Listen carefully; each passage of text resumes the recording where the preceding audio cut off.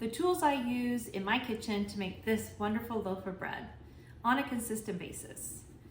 Hello, I'm Karen, and I wanted to bring to you my sourdough journey, maybe to help you, give you some tips and tricks, but also to let you know it's not super complicated as a lot of people want to make it. So I wanted to break it down very simply and show you my steps. I started sourdough about a year ago, and I thought, well, I just want to buy something that's very small and not invest a bunch of money just in case I didn't like it. And of course I grew to love it, and I'm still doing it to this day. But this is my starter kit. I bought it on Amazon. It comes with a banneton and a liner. It also has a Danish whisk, a rubber scraper, and a bench scraper. That's it. That's all I bought. And it's been used over and over and over again. I love my Danish whisk, but if you don't want to buy one, you can just use a regular spoon or a whisk at home. But this is what I use to stir my dough. The bench scraper is really helpful, helps move around the dough on the counter. You can cut with it. I would definitely try to find one of these if you don't want to buy everything else. Definitely is a must. Another must is this rubber scraper. It's super cheap if you buy it by itself, but it's really good for scraping down dough and really getting it and managing it.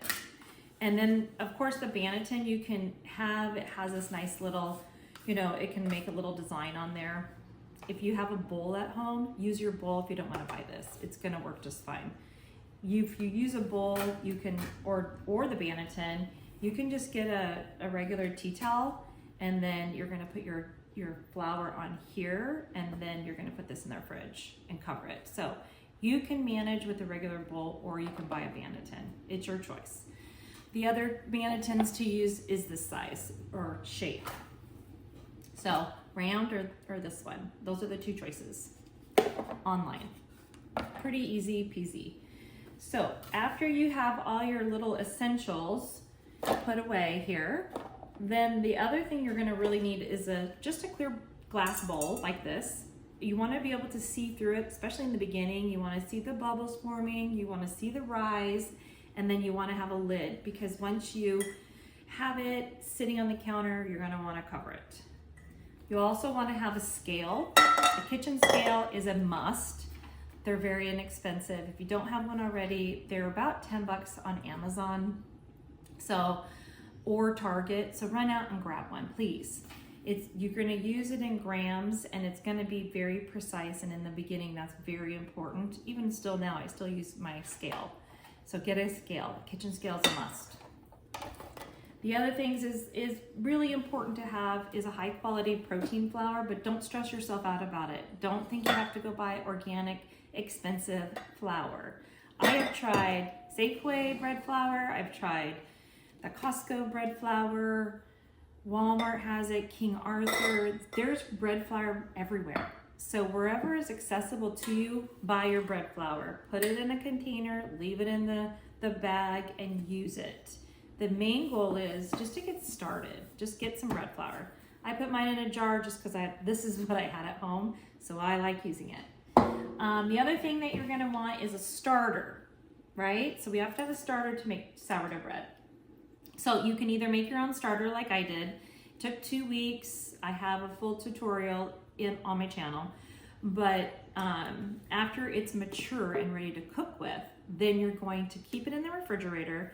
Take it out when you need it, scoop it into an empty jar to use and rise, and then you're going to put your established starter back on the refrigerator so you can use it again. Make it super simple, make it on your time. That's the goal, okay? So I just scoop out a little bit of my mature starter into my jar that's empty. Wide mouth really helps because you're gonna stir in here. So if you don't have a wide mouth jar, it's gonna be harder to stir. But these jars work really nice because they're clear. You can put a rubber band to mark before when you feed so you can see if it doubles, or you can use a dry erase marker. I use that to mark my jars, either one. Once you have fed it, marked it, you're gonna put just one of these little, just the lids on it, not with the rim, because you want a little airflow, and then you're just sit it on your counter. Easy as that, and watch it grow.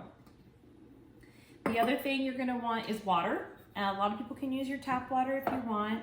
It's not something that is absolutely a no. Don't let anyone tell you that. Unless your water has a lot of chlorine or chemicals in it, then you probably don't want to use it. Mine has chlorine, so I use filtered water. All I do is take my cold filtered water out of the refrigerator, put some in my glass Pyrex, and just get the chill off of it. Make it room temperature, and now it's ready to use. So high protein flour, water that you trust and that you want to use, your starter that you took out of the refrigerator, you fed it, it's bubbly, it doubled in size, it's ready to go. Then you're gonna wanna have your bowl and your whisk, and then your scale. And that's really it to get started to make it. To cook it is a different, you're gonna need more stuff, right? I do recommend a Dutch oven if you have one. You can buy it on Marketplace. You can buy it, at the Goodwill. You can get it on OfferUp if you don't want to buy a brand new one. I bought mine at Costco. This one, it was only $50 for 2 of them. 6 quarts is what I have here, or get a smaller one. Those work fine. Mine has the enamel on the inside. It works like a charm. It's really great.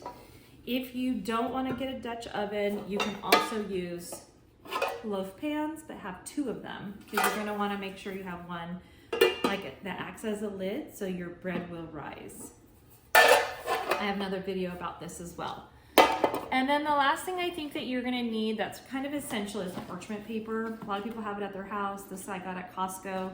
You're going to need to use this when you're cooking so your bread doesn't stick to the bottom of the pan. And that's about it. I mean, that's what the main things I use on a daily basis. Well, I don't really cook daily, but when I use my starter, I use all this stuff. And you can get